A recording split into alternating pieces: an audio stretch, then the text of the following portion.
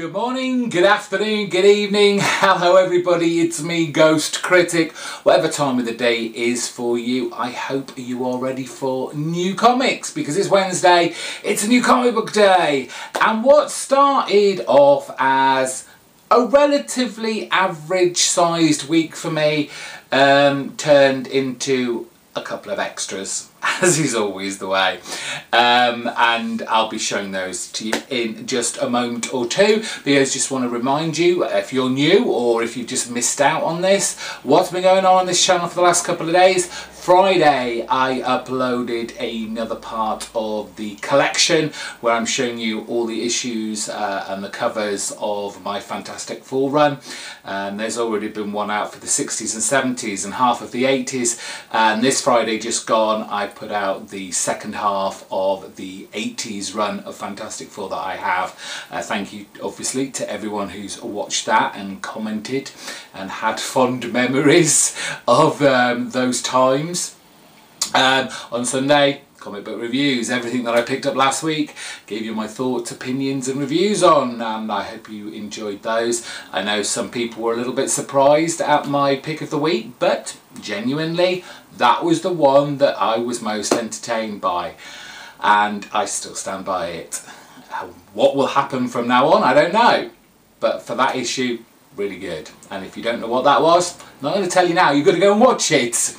Right, so this week, let's start off with the two extra ones that I picked up, because one, I finally got a copy of Action Comics 1000. I picked the 1940s variant cover by Michael Cho, which I really like, of the ones that he had left on the shelf, because he'd ordered a bunch more in. I like this one the best.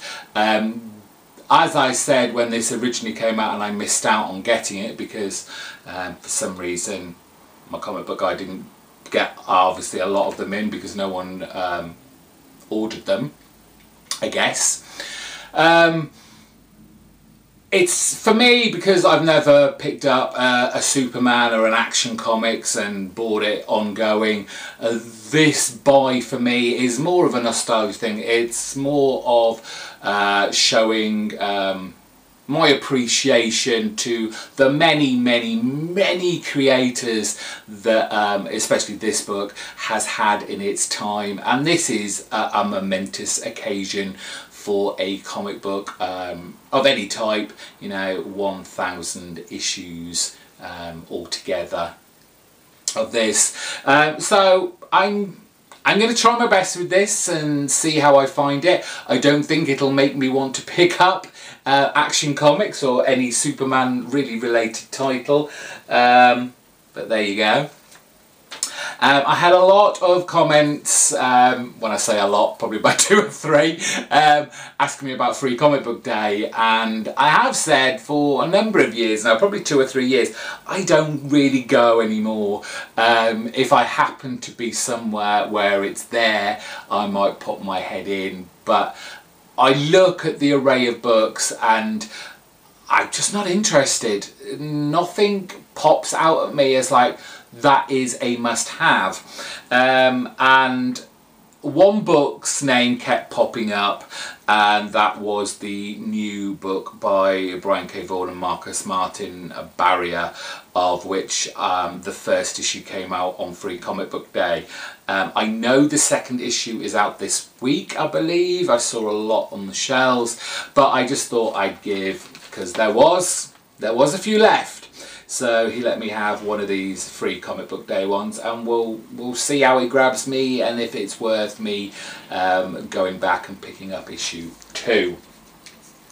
Right, let's get on to the books that were actually on my pull list this week, and we're starting from Dark Horse and the Burger Books offshoot, and that's the last part of the 4-issue mini-series of this kind of horror anthology series, Hungry Ghosts, where we have different artists on each story.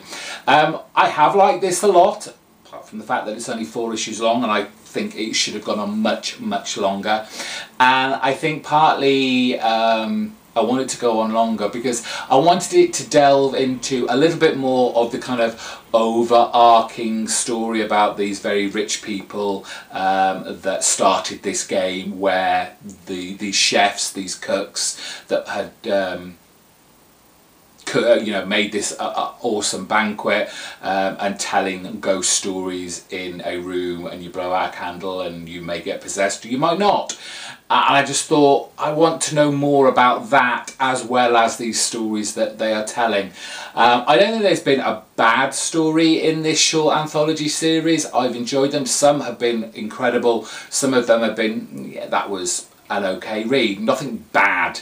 But like I say, it's sad to see this go. And I hope they think about extending this or bringing it back later on, perhaps in the year. A couple of books from Image this week, and they are fantastic covers, I have to say. But I almost looked at them and I thought, oh, he's given me a variant issue of one of them, because they're so kind of similar, sort of, if you looked at them very quickly. Issue 6 of Maestros from Stephen Scrow, Steve Stewart and Phonographics. That's just a fantastic cover. I love that. I think it's been on hiatus for a little bit. I don't remember the last time I read this, or in fact what's going on and how it left off. I know I was enjoying it, and it's very kind of adult humour, very kind of gross out violence, the kind of magic fantasy realm mixed in with a little bit of real life world as well, but it looks beautiful as well. The artwork on here is fantastic. I really enjoyed that. And then there was Monstrous, which it was the one I was like, oh, because they have got, if a brief glance, they have got kind of the same kind of typeface and the same kind of layout. You know, there's these headshots here,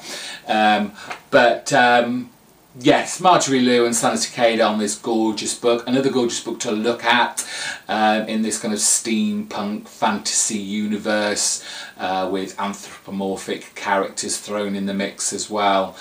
And this is one of those, it's kind of akin, I guess, to Game of Thrones or something like that. There are a lot of kind of warring factions and people trying to, you know, hold the man down, and revolutions and rebellions and the like. And it is a little bit tough to keep up at times, but the main story going through it all with our main character, Micah, and the demon that lives within her is intriguing and exciting enough to keep me pursuing with this book.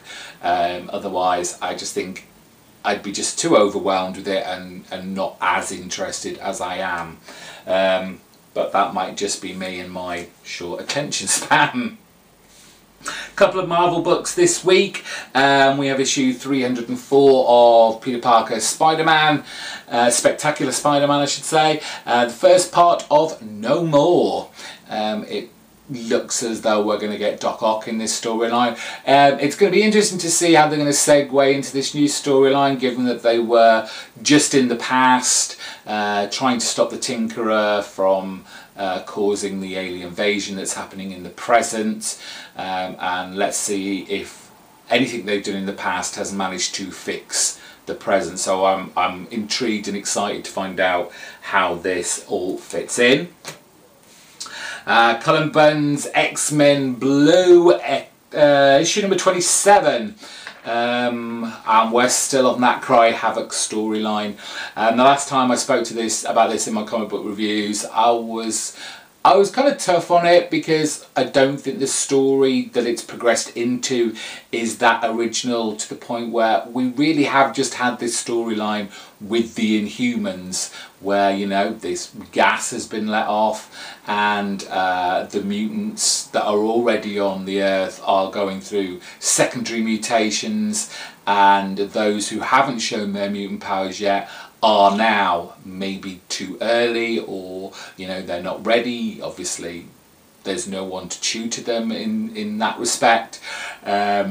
So yeah, it just feels like it's treading over a storyline for a different group of Marvel characters that we've literally, to be honest, over the last year just finished with. So I'm a bit disappointed with that.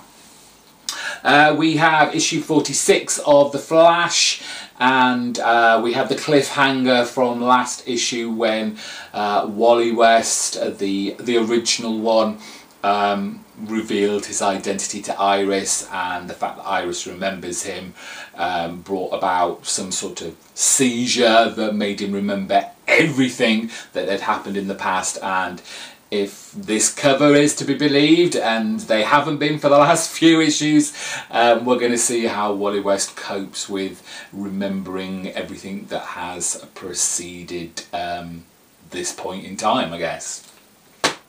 Finally, we have the book that I'm just in love with right now from IDW. It's by Mike Carey and Peter Gross. It's The Highest House, this great magazine sized book with a very kind of European feel to it, and just gorgeous artwork. Because of the size of it, you know, it's still the same amount of pages, but because it's so much bigger, it can tell that much more of a story. And I find myself completely immersed in this universe that Mike Carey and Peter Gross have created, and I just want more and more. And I'm kind of sad that I think this is only a 6-issue miniseries, but I would have loved this to go on and on. It's kind of, it's a fantasy again, but it's kind of what I like to think of as old school fantasy. It is kind of straight down the line. There's no little, I don't feel like there's any little tweaks in it, and it does feel, I mean, apart from the fact that these guys have worked on Vertigo, and it feels also like a bit of a Vertigo book, you know, doesn't harm it in my book in any way whatsoever. And this is highly recommended if you can find the previous 3 or 4 issues. So they're my books this week. I shall hopefully have a new video for you on Sunday telling you what I thought of all those books that I've just shown you. I haven't got anything planned for Friday as yet. I might think of something to do. If you want to suggest something, I would perhaps make it a simple request, nothing too time consuming for me, because I'm only going to have a day or two to sort that out for you, and there might not be one at all, and I'm sorry I've not kept myself, because I've had that extra day's holiday, which you would think would give me more time. I haven't thought about it because I've been out enjoying myself in this glorious weather we've been having for a change. So it might not be till Sunday till I see you next, but I hope you do. If you're new to my channel, please subscribe, give me the big thumbs up if you enjoyed this video, and comment down below telling me what you guys picked up this week and anything that I might have missed out on. Thank you for watching as always. Bye bye.